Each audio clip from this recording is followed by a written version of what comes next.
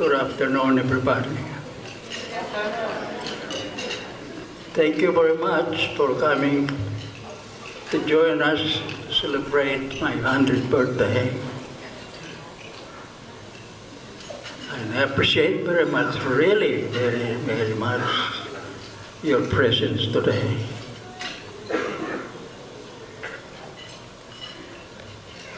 I was not ready to give a speech, but somebody told me to prepare one anyway.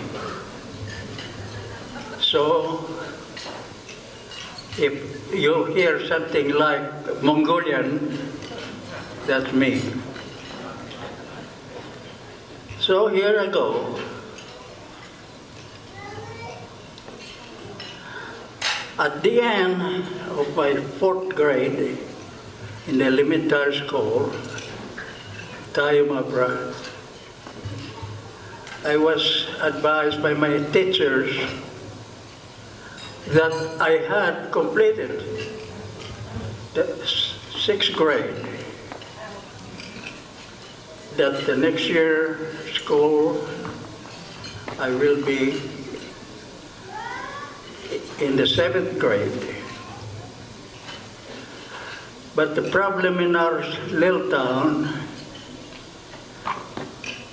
we only have the 6th grade. So in the closest school that I can go that teaches 7th grade is about half a day walk. I have to walk half a day. And that's the town of Lagangilan. Since it's the only school close to me, one day I went down and found out what they really have.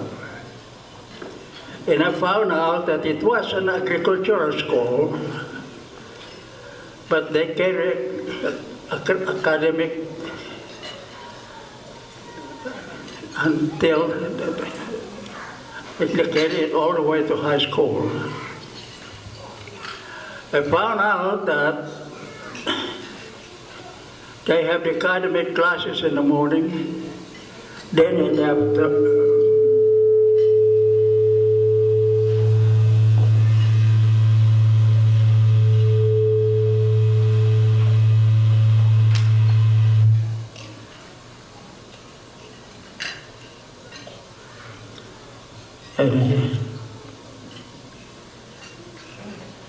They had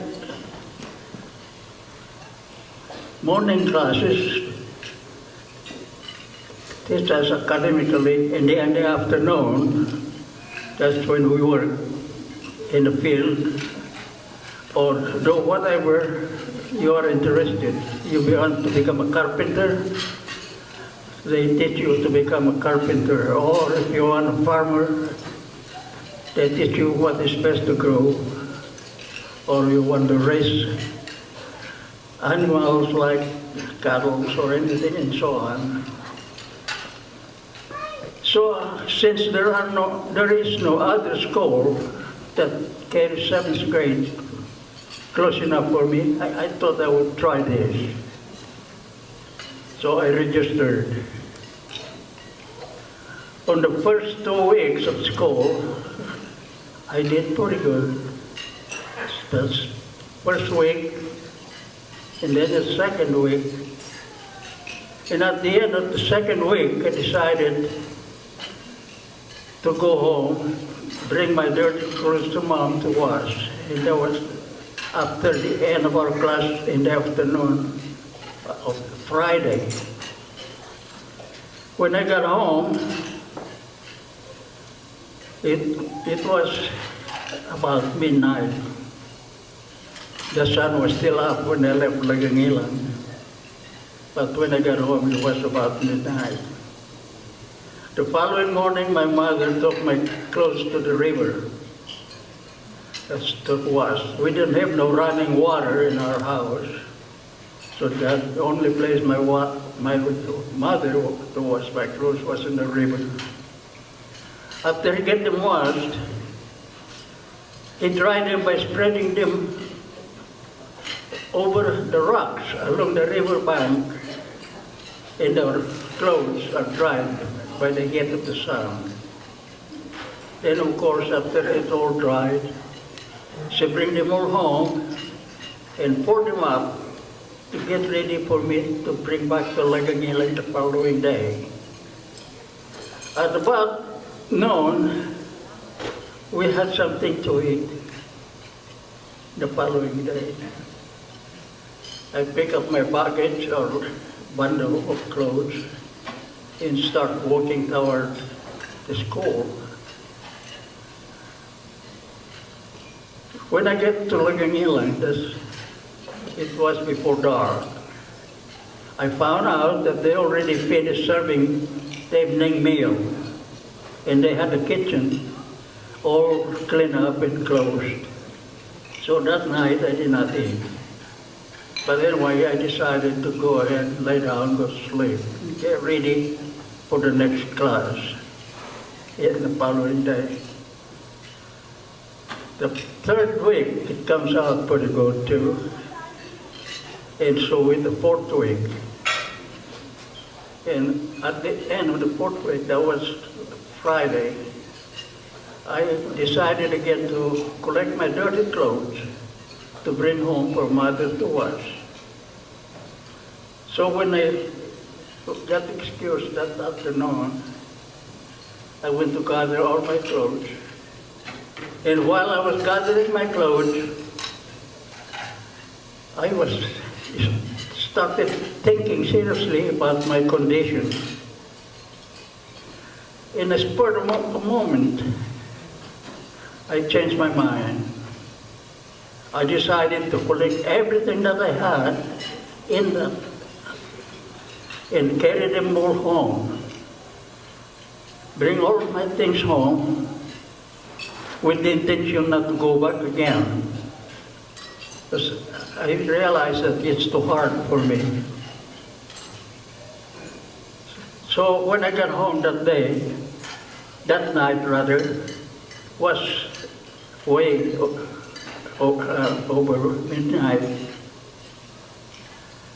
And I told my mother that I was not going back. I'd rather go to another place and look for something to do, to work for somebody and make money. And she cried. She begged me to go back to school. And I said, Mother, I cannot do it. It's too hard for me. I'd rather go and look for a job. Look for a job, and I didn't have no job experience or educational background, but that's what I decided to do. The news that I quit school spread so quick in our neighborhood that everybody was surprised because they thought that I would really finish my education. And suddenly I quit. And they said that I'm going to be looking for a job. One day, one of the neighbors told my mother that he knew a family in Baguio that was the second biggest city in the Philippines at that time. And he knew that they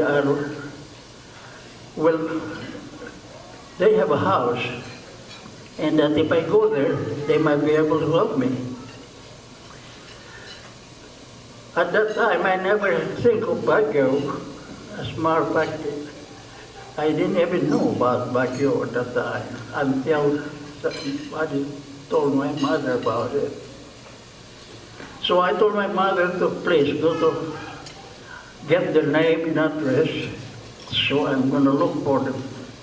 And I'm going to Baguio. And she did. She got their names and address. In addition to this person that gave the name and address, wrote a note telling the people in Baguio who I was and what I am doing there for. So when I got that, away. I went on the bus and took the bus to Baguio.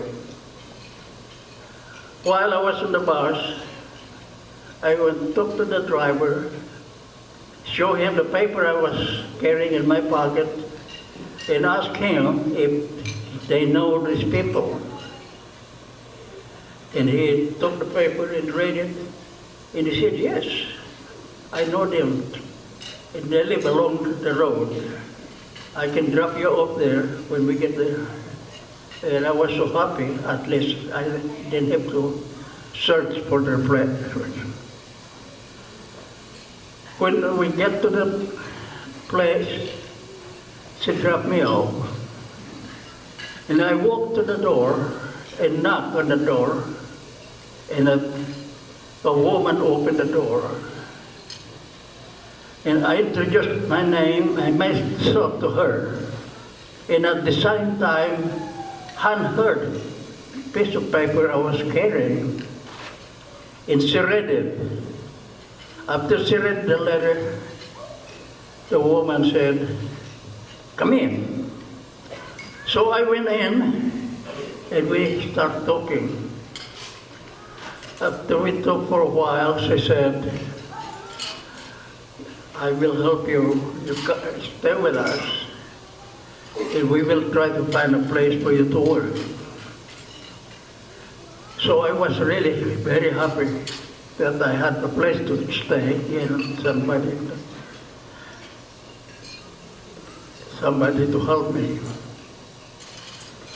And in the meantime, this time my father was in this country trying to find a better life. But when he heard that I quit school, he came home as soon as he can. And when he got home, he wrote me a letter urging me to go home. He wanted me to go to school. And I said, no, I'm not going to come home. I want to find a job and make money. Then later I received another letter from him. He said, if you want to work, you better come home. You better go to America. And I didn't go home. I told him, I only come home if you show me a ticket to go to America. So the next time he didn't write me a letter anymore. Instead he came over, looked for me, holding the ticket to come to this country. And he said, here's your ticket. Now let's go home. So I went home with him. When we got home, it took him a few days to gather the papers that I needed to come to this country. Because there's not much. All I needed was my birthday certificate showing that I was over 18 years old. A statement from the court stating that I don't have no case pending against me, and also another certificate showing that I don't owe anybody.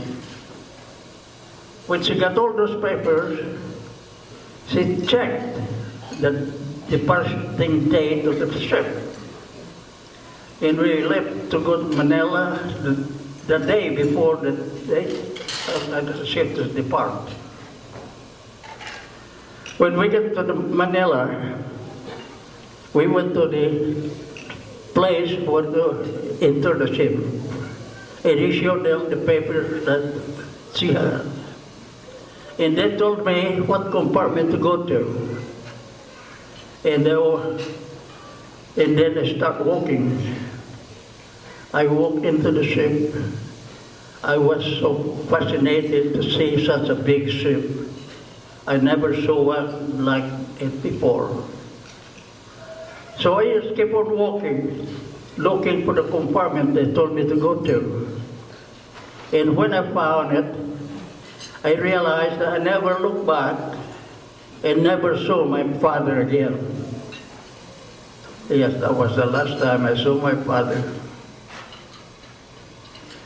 When I get to America, I stayed with my uncle, Uncle Lucas. He was working in the field also because, just like me, he didn't have any special training for any other trade, but work in the field. So I joined him when we worked in the field. While working in the field, suddenly the Second World War broke. And they start registering everybody of legal age.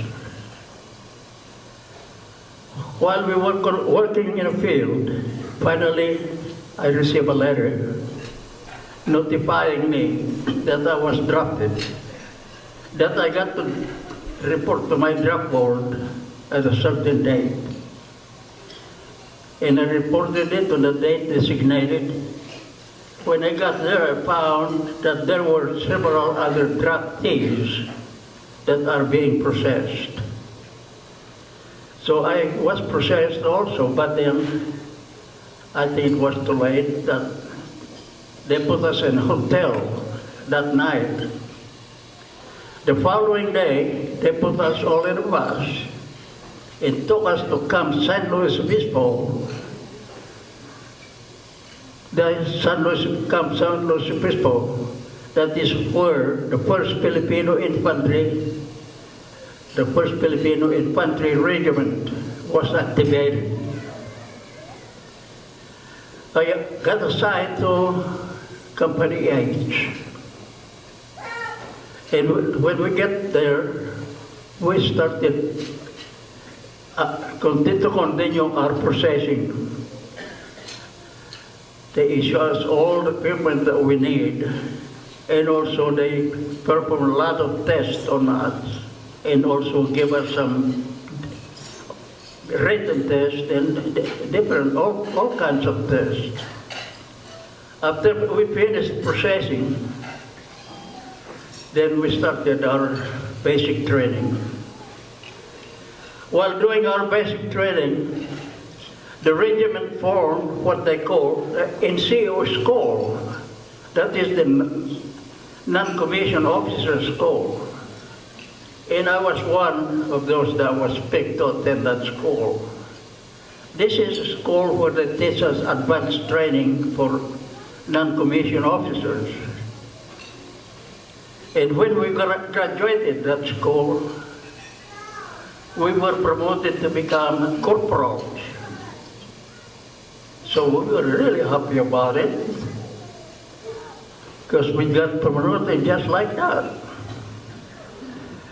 And then they sent us back to our company, and we helped in the training of the other trainees. After we completed our basic training, then they put us in our advanced combat training. That they moved us to a training camp in the mountain east of Monterey, in the area of Hunter Liggett, that's west of King City.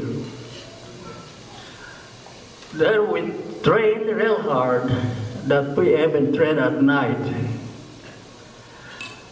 One day, while we were in our extended training, I was approached by one officer, and he asked me if I would like to volunteer to go to the Philippines. And he told me what I have to do before I go to the Philippines. He told me that we have some kind of training, then they will load us in a submarine, take us to the Philippines. And I said, sure, I will join that. When they got enough volunteers, they took us to the Presidio of Monterey. And that is where we started training to go to the Philippines. The most extensive subject that they want us to learn was how to speak and understand Japanese. Plus, they teach us how to use radio communications and using Morse code and a lot of other things like how to manipulate a sailboat in the ocean. After 3 months in Monterey, they took us to Australia. And while in Australia, we continued our training. And we have been trained with the Australian Army. Later, they give us a list of equipment that we need to get together. He said, you are ready to go.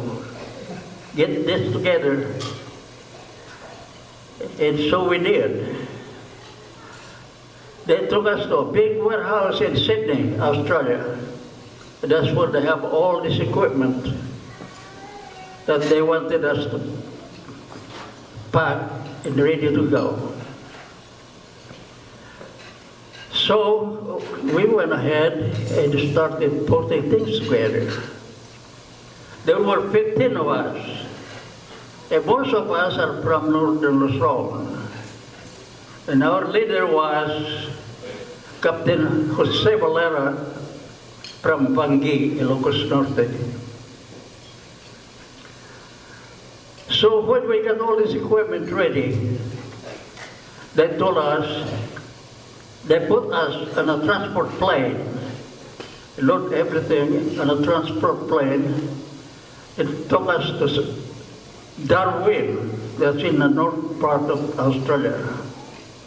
That's where we boarded the submarine to go to the Philippines. This is the USS Stingray, the oldest and smallest submarine we had at that time. Before I go further, I'd like to say that while preparing to go to the Philippines, nobody in the Philippines has been notified of our pending arrival there. Nobody knows where we were going and when we are going to get there. So we did not expect anybody to help us when we get there.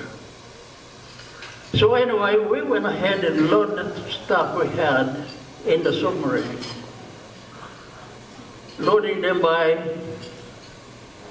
needs of what I mean is the equipment that we have, the list we need will go to the bottom, and what we need most will stay on top.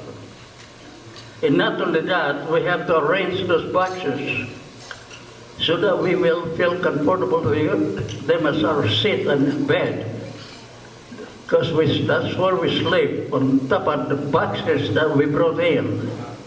They didn't have no compartment or a bed for us at the submarine. When we get in the northern part of the Philippines, the captain of the submarine decided to take us into the North Philippines where there are small islands. Because he figured out that if he finds one island that is safe for us, then he will drop us in there. Then it's up to us to infiltrate to go to the mainland. But when we got there, all the islands were covered by the enemy. So we got to look for another place. And he started skimming around the northwest part of the Philippines until he found a cove with a deep water. And this is north of the town of Bangi in Ilocos Norte. He found that the water was deep, that when the submarine settled underneath, it is safe. Nobody knows what is in there. So he decided to drop submarine on the bottom. And day and night, he observed what was going on around us, on the water and on the shore. And the following day, he decided that that is the place we are going to get off the submarine. So we made up our plan that we should carry a rope, tie one end to the submarine, and bring the other end to shore, so that it will be easy for us to commute between the submarine and the shore while we are unloading our equipment. And that's what we did. I was one in the first rubber boat that came out of the submarine, together with Captain Joe Valera, our leader, and another guy. When we started rowing and start releasing the rope, the current was so strong, it is pulling us toward the ocean, away from the shore. So we decided to get rid of the rope, and we paddled ourselves to the shore. When we get to the shore, we noticed a small light way out there. But Captain Joe, our leader, decided to find out what's that light for. So he decided that the other guy bring the rubber boat back to the submarine, and him and me will go find out what is the light. So we start running, walking fast toward the light. When we get close enough, we found out that a woman was pounding the rice, and a boy, maybe 8, 10 years old, was holding a lantern. When we get close enough, because he was very drunk, they cannot see us, we announced ourselves to them. And boy, they were surprised, they were so scared, they were petrified, they cannot move. And they didn't. It took us a long time to get them started to talk.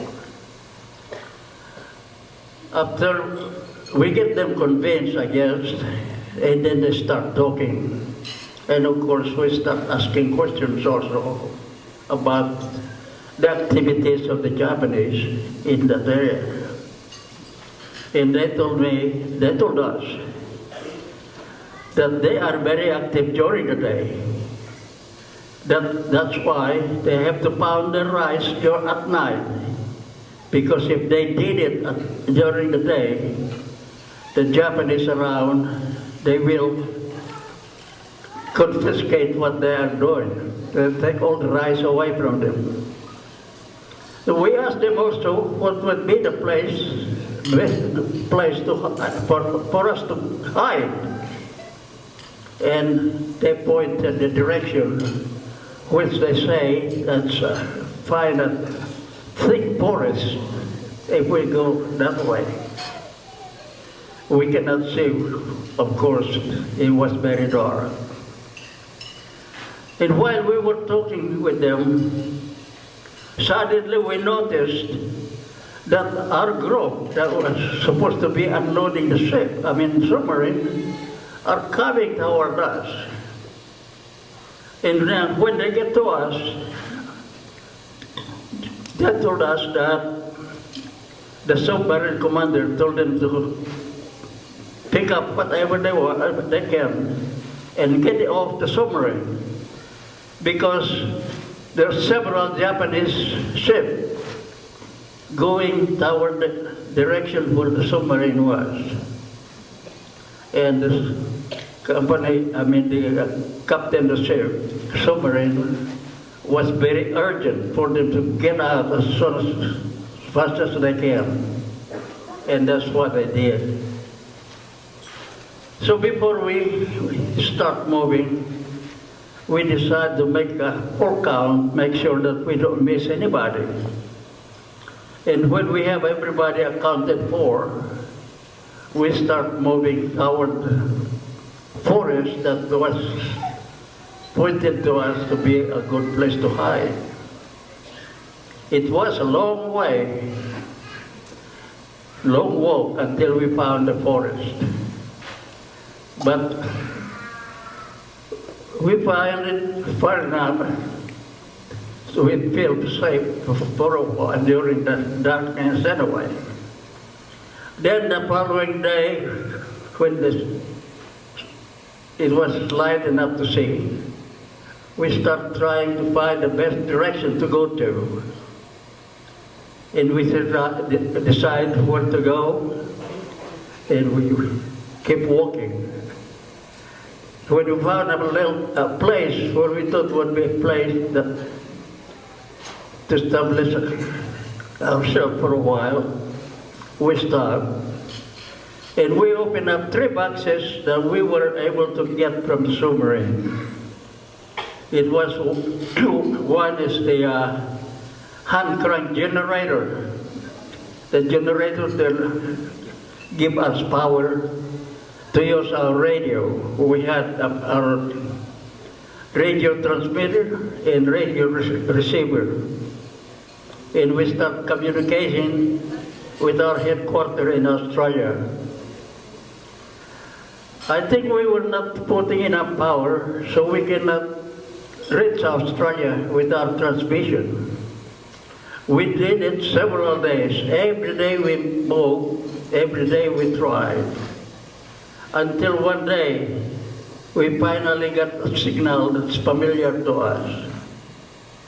After we get the message together, we found out that our people in Australia were talking to this headquarters of the guerrillas in Luzon, telling them, talking about us. They told them the time, the date, and where we landed, and how many we were in the group. I told them that they never received any communication with us. And then we wanted somebody to organize a search party to come down and look for us, because they thought that we might have been captured by the enemy. And when we get that message, and the guerrilla headquarters acknowledged they received the message, and they said they will organize a search party. From then on, we feel safe because we know somebody's going to be looking for us to help us.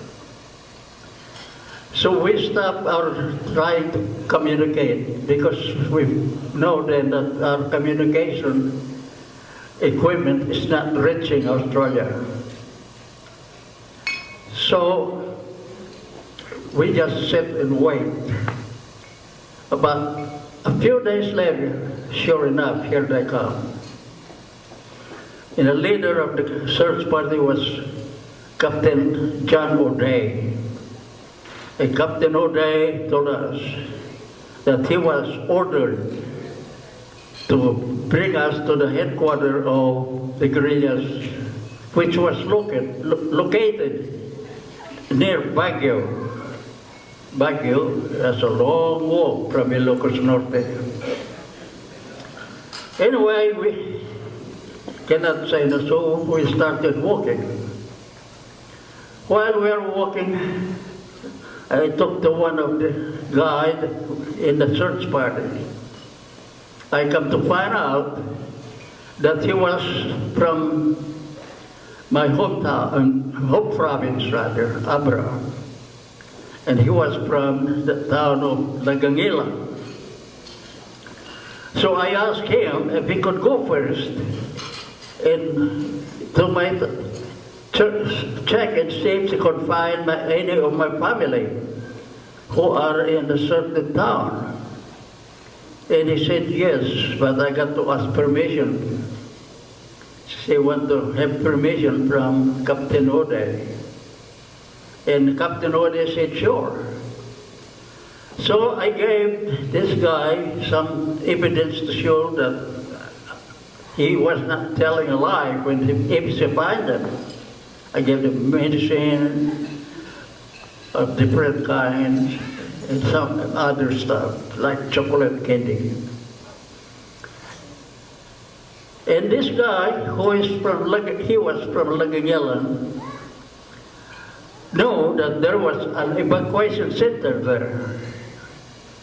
So he decided to check in the evacuation center first before he goes to the other place where my parents used to live. And he found them in the evacuation center. He found my mother and 2 sisters, but they were very sick.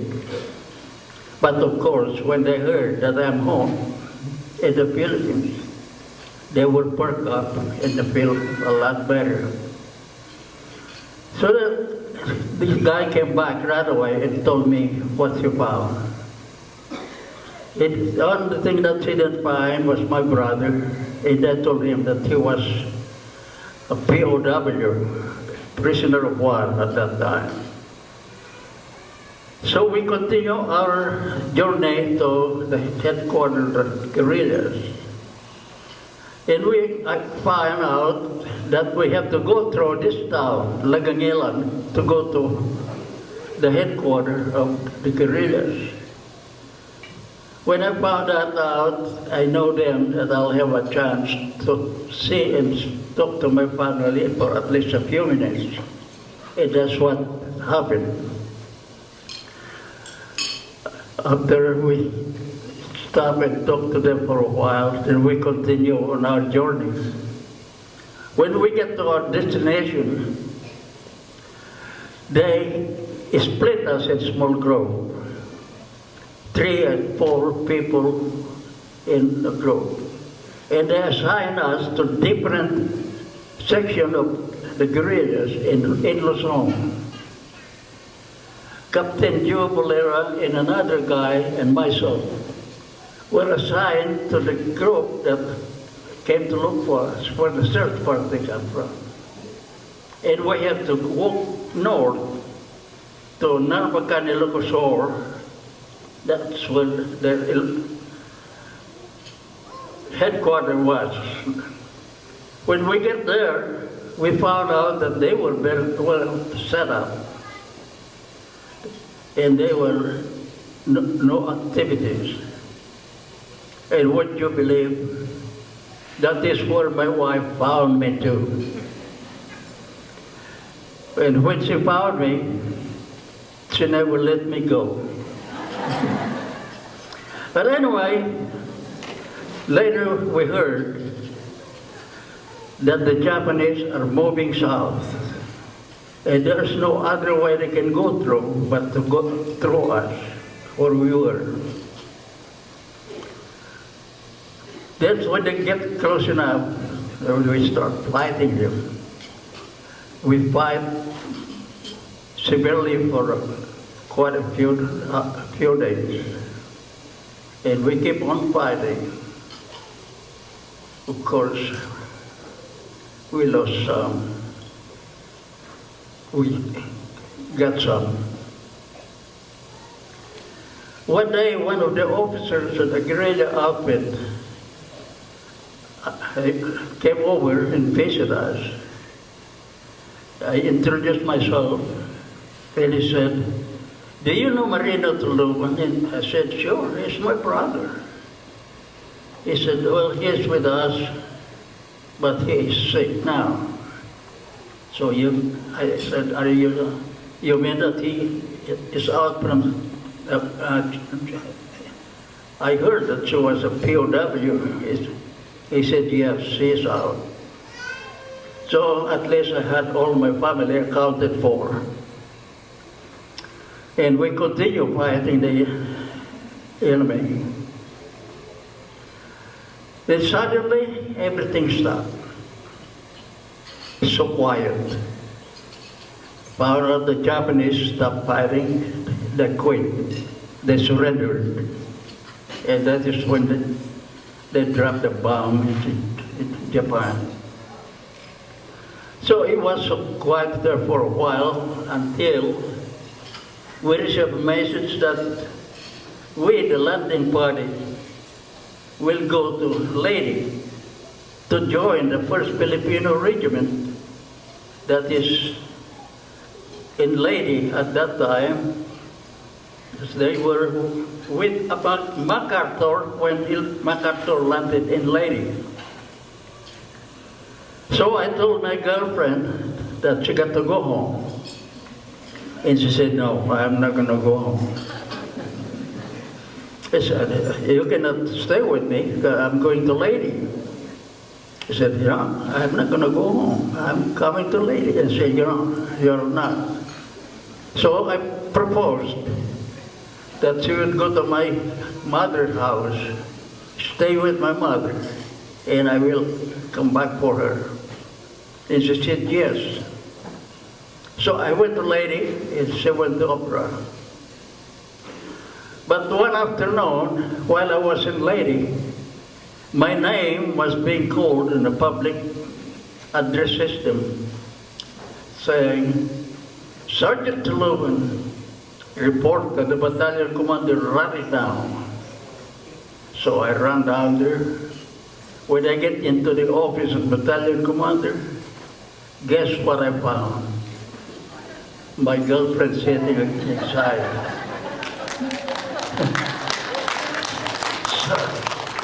So the battalion commander said, Sergeant, you don't know this woman? I said, yes, sir, that's my girlfriend. So what are you going to do with her? I'll marry her, sir. And he said, okay, get married quick. Your excuse. That's it. So we take off, and my problem then is to look for her a place to stay. Somebody I know had a friend that people that live across outside the camp. We went to see them. I talked to them, I told them my situation and looking for a place for my girlfriend to stay. Temporarily, that is. And they were happy, glad to take her. So that's where she stayed. Then later we got married. We got married under the coconut trees in Leyte by a Catholic priest, a regimental chaplain. After we got married, not long after we got married, rather, we were notified that the regiment is sent to the Philippines to get deactivated. But if we want to stay a little longer in the Philippines, we can apply for extension. And I applied for an extension, and it was approved. I asked for Station Manila, and I was assigned in Manila. While in Manila, our headquarters was in the University of the Philippines.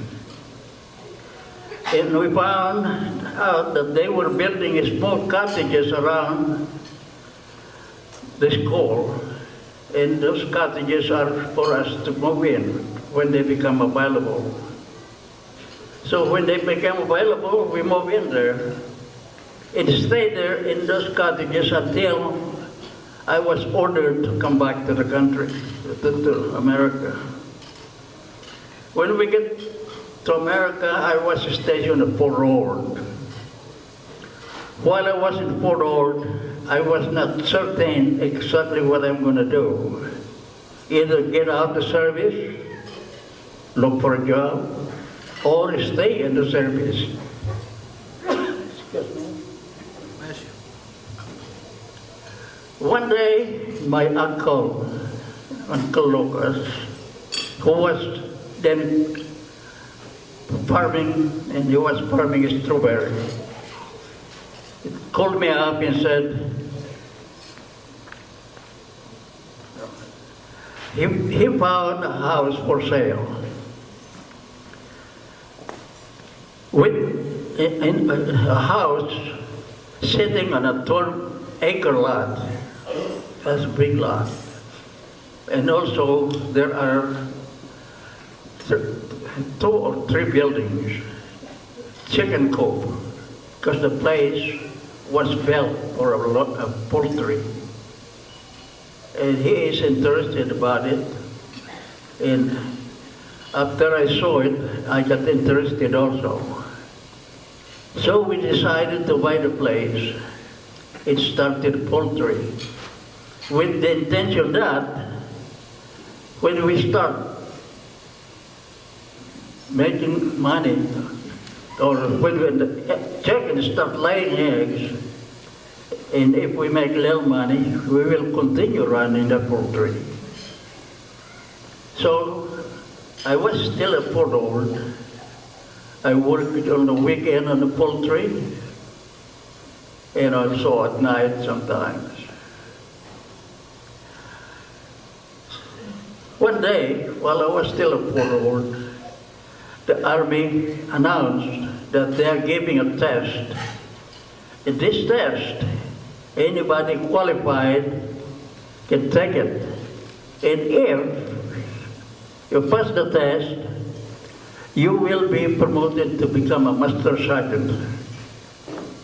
And at that time I was qualified. So I took the test.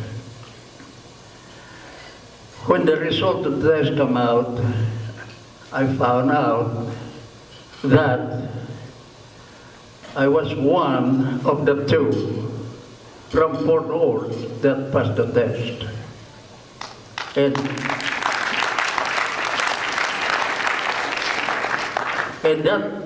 that made my mind definitely to stay in the service. So that night, I told my wife about it, and she was happy. She was happy. She likes to stay in the Army.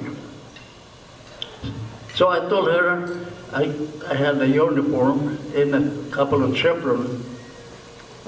Asked her if she can sew it, the chevron on the arm of my uniform. And she said, yes, I will. So I went to check the chicken coop first. After I got it, then I called up my uncle. I told my uncle what I did.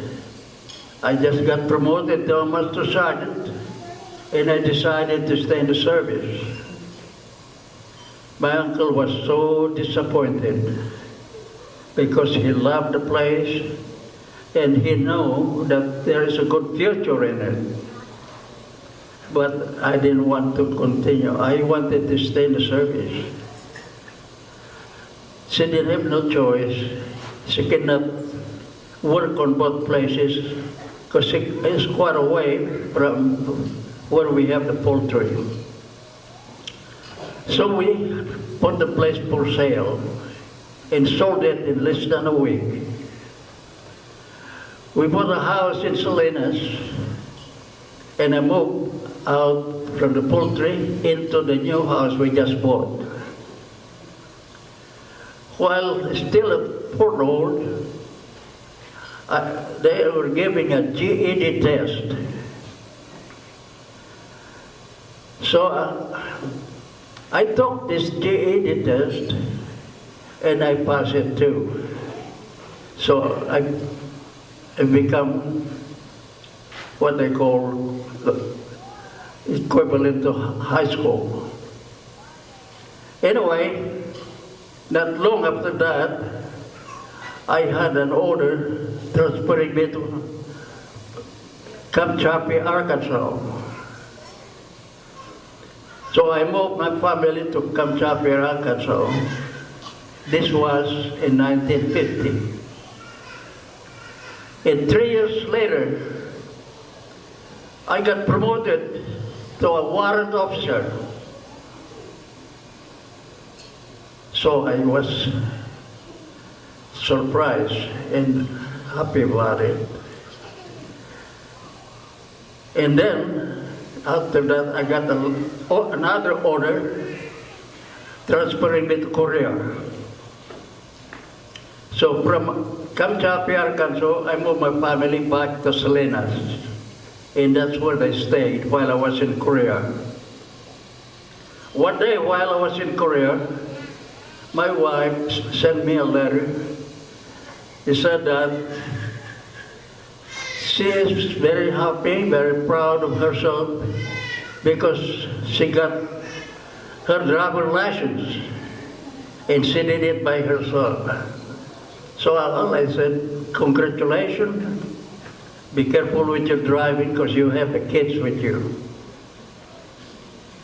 And then after I finished my duty in Korea, I got transferred to Fort Louis, Washington. While after staying in Fort Louis for a while, I received an order to go to Fort Justus, Virginia, to go to school. And that after finishing the school, I will be going to Germany. So when I told this to my wife, she said, if you don't go to Germany, where will we stay? And at that time, I cannot bring them with me because there were no housing available. So she decided that she wanted to go to San Diego because she wanted to be close with her family, her brothers and sisters in San Diego. So I brought them down here. We rented a house in Boston Avenue. And while they were here, I was in Virginia going to school. And then after school, I went to Germany without them because there was no housing available. However, about a couple of months later, after I got to Germany, housing became available, so I called for them right away. And we stayed there until we come back to the state. And when we get back to the state, we got assigned to Fort Meade, Maryland. And we stayed in Fort Meade for a while. And in 1960, I had 2 more years to go before I qualified to retire for 20 years. But I figured out, being only 2 years left, they might not send me overseas anymore. So I told my wife that it's about time for us to figure out what we're going to do. And I told her that I would like to settle down somewhere so that the children, when they go to school, they can concentrate on their studies. And said, okay. But 2 weeks later, I received another order transferring me to Italy. And I was really surprised about it.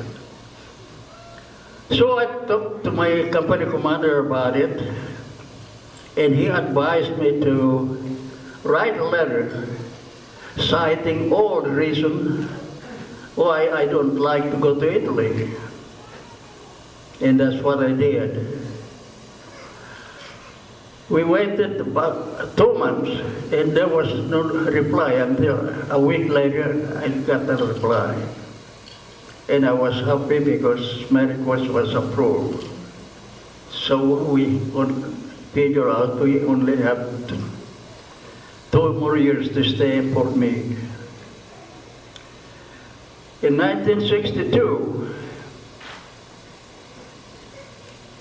the end of 1962, I beg your pardon, at the end of July 1962, rather, is my retirement date.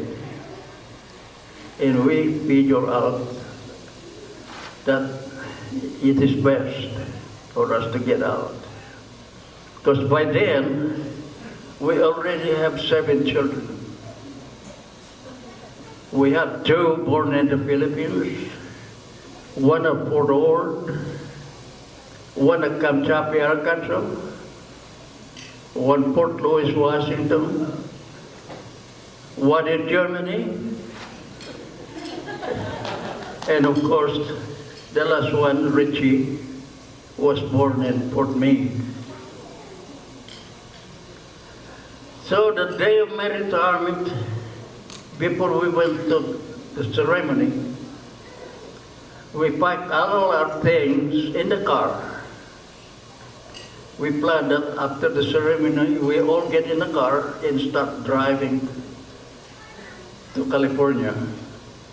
And that's what we did. After the parade, in another part of the ceremony, and shaking few hands, we got piled up in the car and start driving toward San Diego. Why San Diego? That was the choice of my wife because she wanted to be close to her families. So when we get to San Diego, we start looking for a house to buy. I have found a small house being built. As a matter of fact, I just put the foundation on it. But after looking around, I thought it was an ideal place because of the location of the school. Elementary school was just across the street. Junior high was not very far, and so with high school. So we bought it anyway. But when we moved in, we found it was really too small. So I had to put another addition to give up more space. And that is where we all stayed while the children goes to school. And they all finished high school in the same high school, Mount Miguel. Then after they finish high school, they start going to higher learning, to college. After they attain their goal, some of them have master's degree, and then they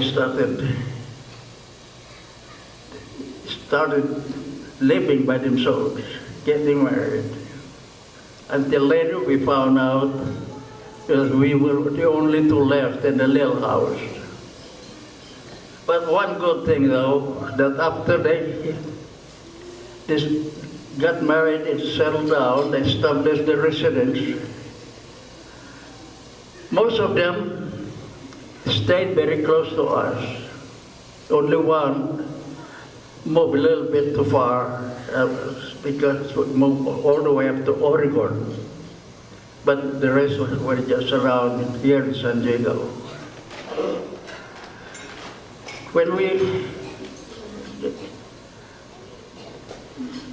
every time we need to see the kids, we just drive by or call them on the phone. And that was nice for them and not moving very far from us. So we start living alone, my wife and I, in the little big house. It was little before, but when we just the two of us, it became big. But anyway, we start enjoying life. We walk. She loved to walk. Even if we walk mostly in the bay, close to the water. But sometimes during inclement weather, she don't want to stay home. She still want to go walking. I take her to the shopping centers, and that's what we do. But one day, suddenly, something happened. I woke up one night, I found her, yes, she had a stroke. And that's what causes her to pass away. I was surprised because she looked so good. She never told me of anything wrong with her, or there's anything that bothers her. I know she goes to the doctor very often because she had an allergy. And that is the only thing I know of that she's being treated. But for an unknown reason, she had a stroke and she passed away.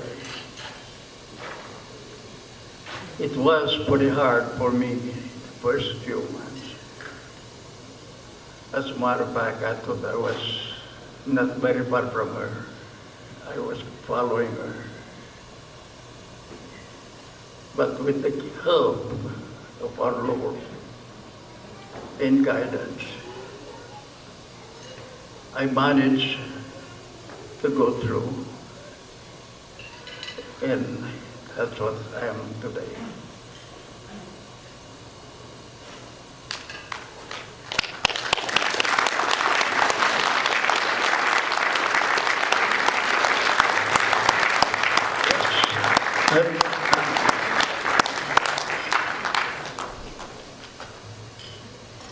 I know that someone in the crowd is anxious to know about my secret for longevity. But let me tell you something, there's no such a secret. It's our Lord, our Creator, control our destiny. There's, as far as I know, there's no secret. So, how I got this old, how I got this long life, well, actually, it's not all fun. It's pretty hard. But again, there's no secret. Our Lord control your dignity.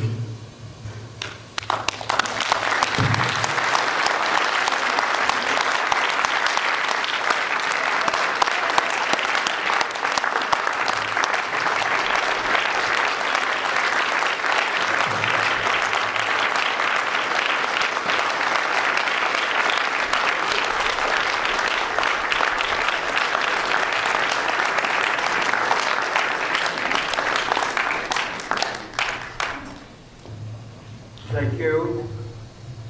Thank you very much for coming. And now let's have fun.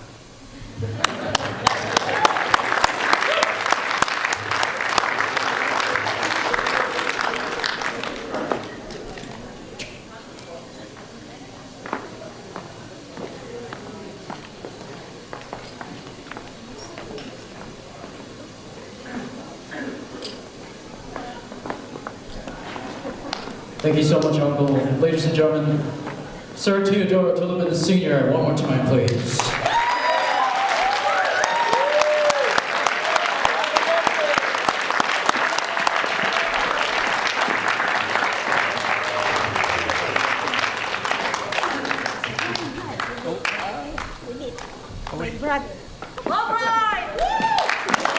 At this point, now, ladies and gentlemen, I'd like to ask Sir Ted's sister, baby sister, Tony Taliban Valentin, to stay on stage, say a few words, and after that, maybe there's a couple more words. So you want to speak from here? You want to talk from there? There.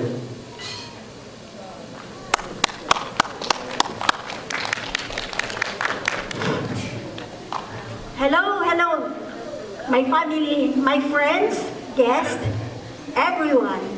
Oh, maybe you enjoyed the speech of my brother as much as I did. And he told everything that I'm supposed to tell everyone today. But anyway, there is a part of it that I want to let him know that he forgot. I am the baby sister. Okay, brother, come stay. Now, take a good look. Oh, is that money? Take a good look on both of us. With my aunt, I am better looking than her. Well, he always claims that he is more handsome. And I said, I give in, you're more handsome. But I can tell you that I'm more beautiful.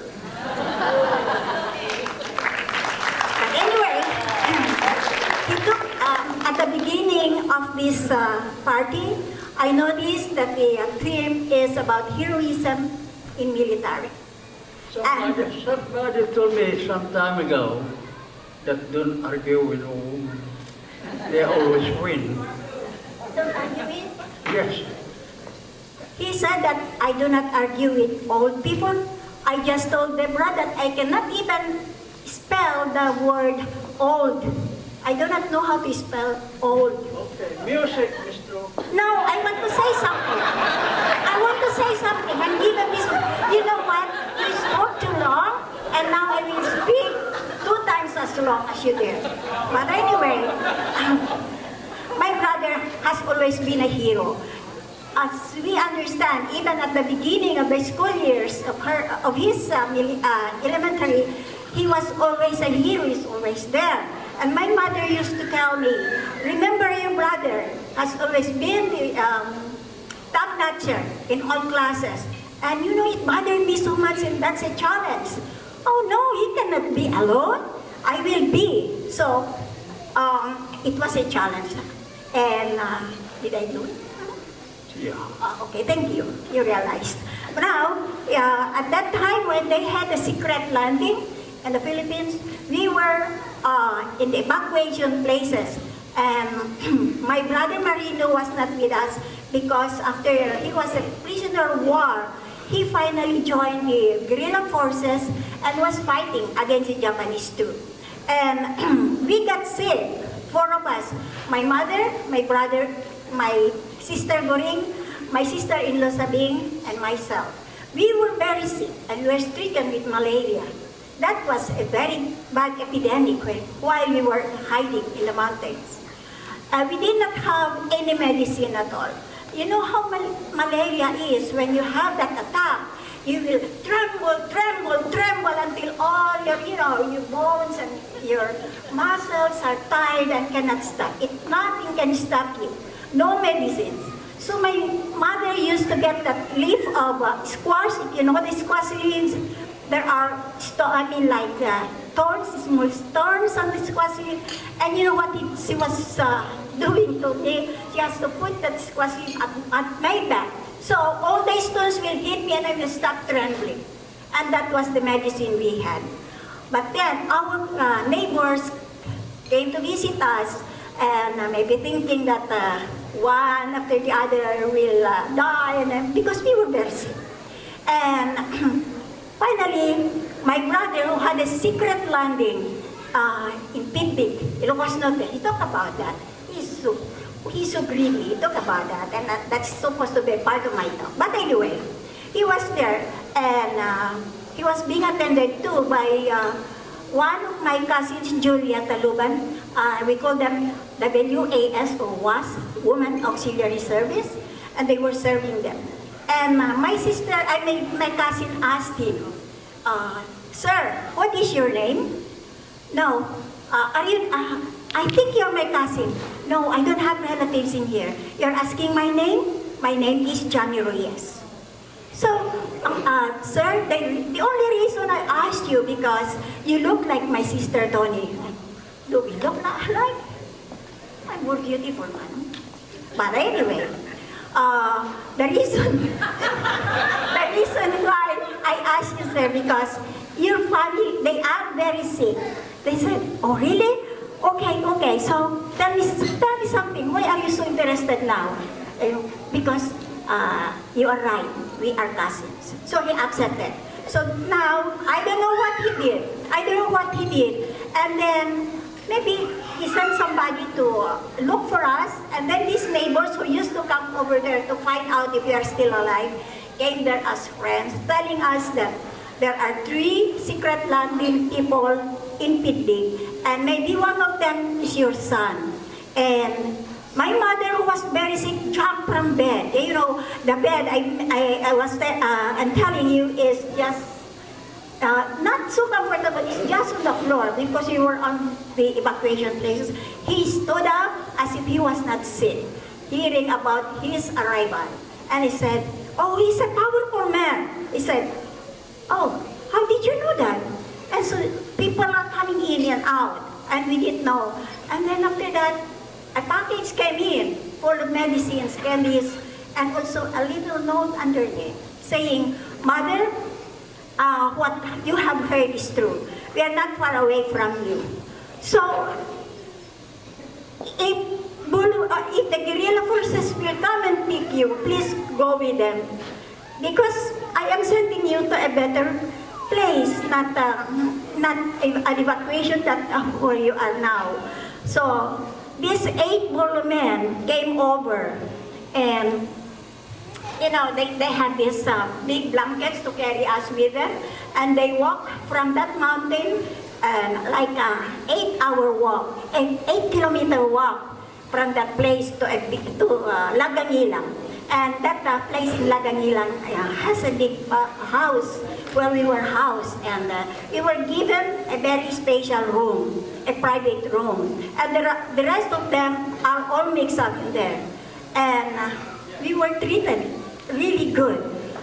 We had our WAS to attend to us, to our needs, and then the guerrilla, we call them bullymen. The guerrilla used to come every day to give us food.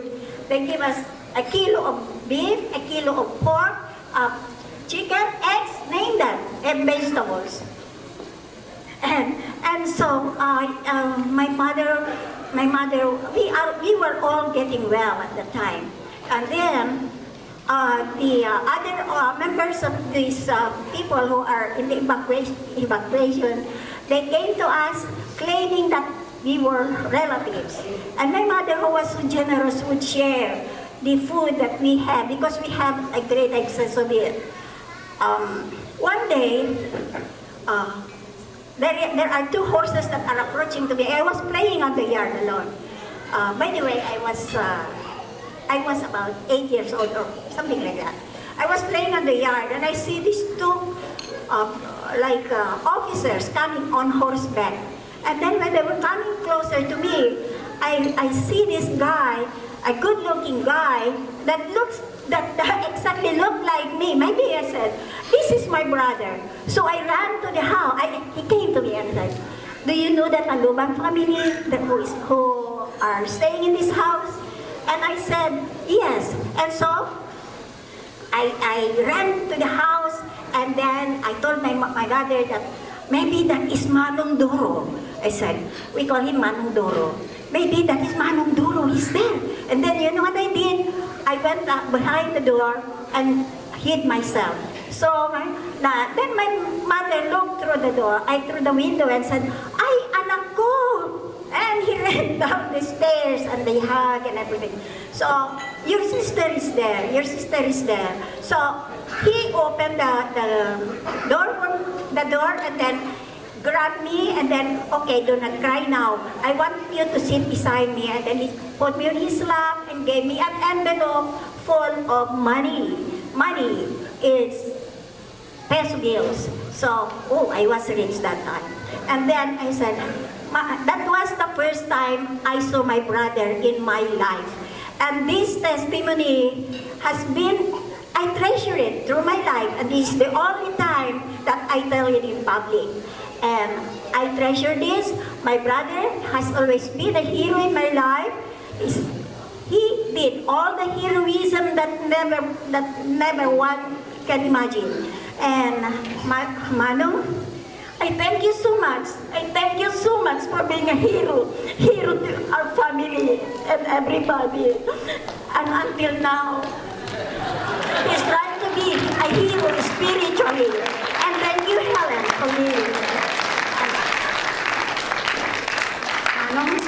Can we have another party next year? Thank you, everyone. He said yes. Ladies and gentlemen, thank you so much. Uncle Ted, Zito, and my mom, Tony Ballerton. This song is for you, so no rehearsal on this. I'll do the best that I can. Here's for you.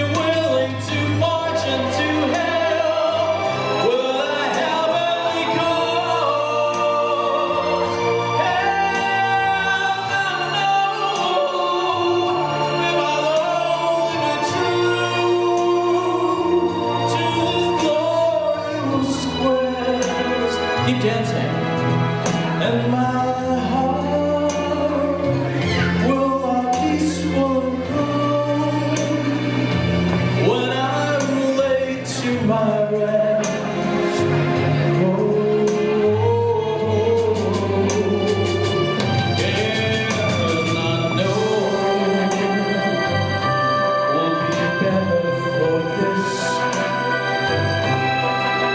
That one man scorned and covered with scars, still strong with his last ounce of courage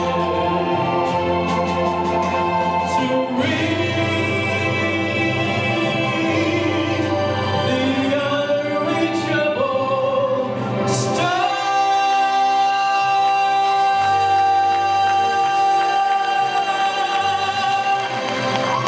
Thank you.